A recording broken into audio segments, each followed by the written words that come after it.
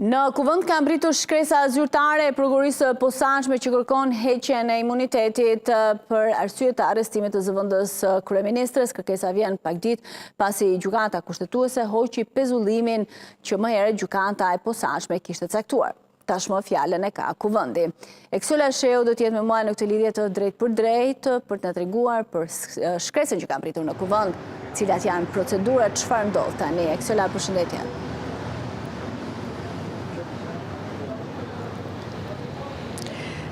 Mirëmëngjes Esmeralda, me njëherë sapo Kuvendi i Shqipërisë dhe kryetari i saj Niko Peleshi është njohur me kërkesën e SPAK për t'i dhënë autorizimin për imunitetin e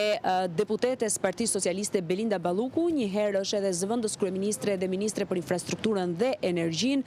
Zoti Peleshi me njëherë ka thirrur mbledhjen e Këshillit të Mandateve Rregulloreve dhe Imunitetit, i cili do të mbahet në ditën e premte në 19 dhjetor në orën 10:30. Është bërë njoftim i të 9 antarëve, duke përfshirë, sepse ky këshill duhet teksuar ka 10 antarë, duke përfshirë edhe zotin Peleshi, i cili si kryetari i kuvendit drejton Këshillin për mandatet rregullore dhe imunitetin. Po ashtu zoti Peleshi,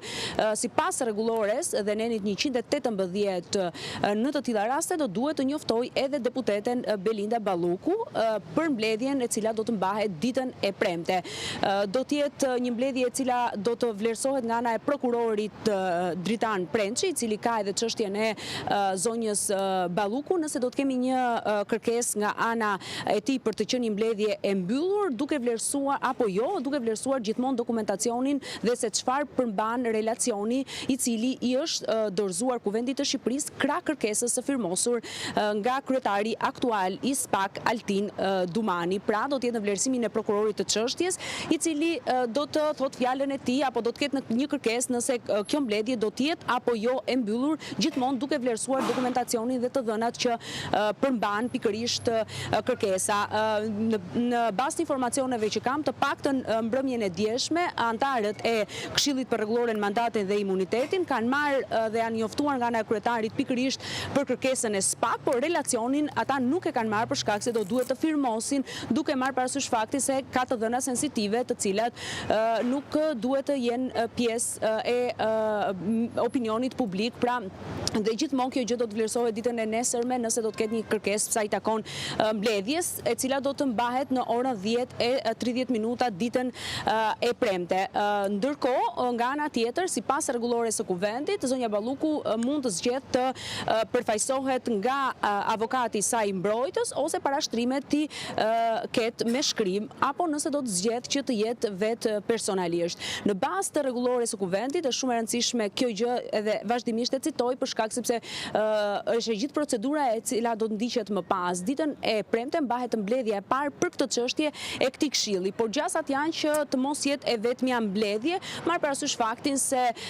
cili do të jetë qëndrimi i zonjës Balluku apo përfaqësuesit të saj ligjor nëse do të kërkoj kohë për të njohur me akte të cilat SPAK ka sjell në Kuvendin e Shqipërisë në momentin që kërkon imunitetin e deputetes Belinda Balluku. Ndaj mund të kemi më shumë se një mbledhje të këtij këshilli. Sipas rregullores së kuvendit, nga momenti që mbahet mbledhja e parë e Këshillit për rregulloren mandatet dhe imunitetin, që është dita e premte, këshilli ka të drejtë dhe ka afat kohor maksimal 2 javë kohë. Nuk është e përcaktuar në rregulloren e kuvendit nëse janë ditë pune apo ditë kalendarike, dhe kësaj merren si ditë kalendarike. Afati maksimal nga e premtja e 19 dhjetorit kur mbahet mbledhja e parë e këshillit është data 2 janar, kur Këshilli për rregulloren mandatin dhe imunitetin, pasi të diskutojë në një apo më shumë mbledhje gjatë këtij harku kohor 2 javor, të dorëzojë në Kuvendin e Shqipërisë për seancën plenare të radhës raportin, i cili duhet tekstuar fakti se në mbledhjen e Këshillit për rregulloren mandatin dhe imunitetin nuk do të ketë një votim, por do të kuptojmë edhe qasjen që palët do të kenë nëse do rrëzohet kërkesa e SPAK apo do të miratohet kërkesa e SPAK sa i takon dhënies autorizimit për imunitetin e deputetes së Partisë Socialiste Belinda Balluku. Pra ditën e premte ne do të kemi mundësi nga ana e socialistëve për të mësuar qëndrimin politik që ata do të kenë për këtë çështje dhe mënyra se si do të shkruhet dhe se si do të drejtohen seancës plenare. Do të mësojmë më shumë për qëndrimin politik sa i takon kësaj çështje. Nëse për Këshillin për mandatet dhe rregullore dhe imunitetin është e përcaktuar që ky këshill ka kohë 2 javë nga momenti që mblidhet për herë të parë për të hartuar raportin, nuk është e përcaktuar në rregulloren e kuvendit se do duhet të ketë një afat të përcaktuar për seancën plenare. Por, menjëherë pasi raporti i përcillet seancës plenare, në seancën e radhës do të duhet që të diskutohet si pikë e parë e rendit të ditës. Por marr parasysh faktin se jemi në ditët e fundit të muajit dhjetor dhe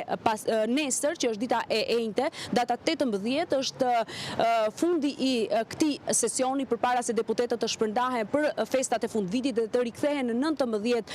janar. Do të shohim nëse do të ketë një vendimarrje politike nga ana e mazhorancës socialiste për të dalë me një seancë jashtë rendit të ditës, pra jashtë sesionit, duke marrë parasysh faktin se nesër mbyllet sesioni politik dhe rikthehet në datën 19 janar, kur është seanca e parë, e cila është një seancë në të tilla raste vetëm disa minuta për mbledhjen e deputetëve për sesionin e ri, dhe në seancën e radhës është 22 janari, nëse do t'i referohemi gjithmonë kalendarit dhe sesionit normal, kur kjo çështje mund të jetë pikë e rendit të ditës, pra si pikë e parë. Por do të pritet një vendimarrje nga ana e mazhorancës socialiste. Socialistët janë duke pritur kryeministrin Rama, i cili ditën e dieshme përpara se të largohej nga Shqipëria për në Bruksel, ku ditën e sotme merr pjesë në samitin që do të bëhet pasdite mes Ballkanit Perëndimor dhe Bashkimit Evropian, për një vendimarrje politike se si do të jetë qasja. E kuptoj, po çfarë paralajmëroi kësaj kërkese dhe cili do të jetë qëndrimi i kësaj force politike për një nga deputetët e tyre? Çfarë paralajmëroi dje zoti Rama me atë reagim të menjëhershëm në rrjetet sociale?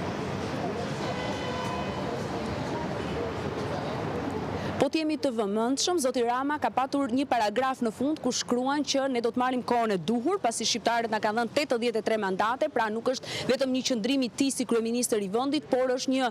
qëndrim më i madh që përfshin, duke përmendur 83 mandatet, një numër të madh qytetarësh që kanë besuar forcën politike që ai drejton, dhe do të mbajmë një qëndrim të drejtë dhe duke vlerësuar reformën në drejtësi, të cilën her pas here kryeministri Rama ka thënë se Partia Socialiste, forca që ai drejton, kurse si nuk do të bëhej mburoj për të mbrojtur njerëzit sa i takon pikërisht përballjes së tyre me drejtësinë. Megjithatë, do të mbetet për tu parë, siç thash, në momentin kur kryeministri Rama do të vi në Shqipëri, pra do të kthehet nga Brukseli dhe do të ketë ndoshta edhe takime në rrethe më të ngushta me eksponentët kryesorë të Partisë Socialiste për një vendimarrje politike pikërisht të forcës politike që ai drejton. Megjithatë, ai deklaroi se do të marrim kohën e nevojshme për të marrë një qëndrim nesër nuk do të ketë vendimarrje. Edhe nga 83 mandatet që qytetarët i kanë besuar. Ditën e nesërme është seanca e radhës plenare, e cila është edhe ditën e premte, më fal, në diskutim, por kjo çështje nuk është E kisha në seancën e të premtes, pra në Këshillin e mandateve, jo në seancë plenare. Me gjastën nuk do të merret ndonjë vendim.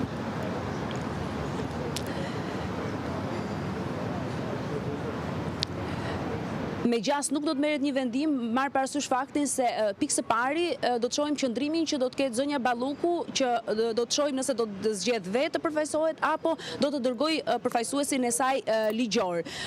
Ka të drejtë zonja Balluku që të kërkoj kohë për të njohur me aktet, të cilat s'pak ka dërguar kërkesë së firmosur nga Altin Dumani në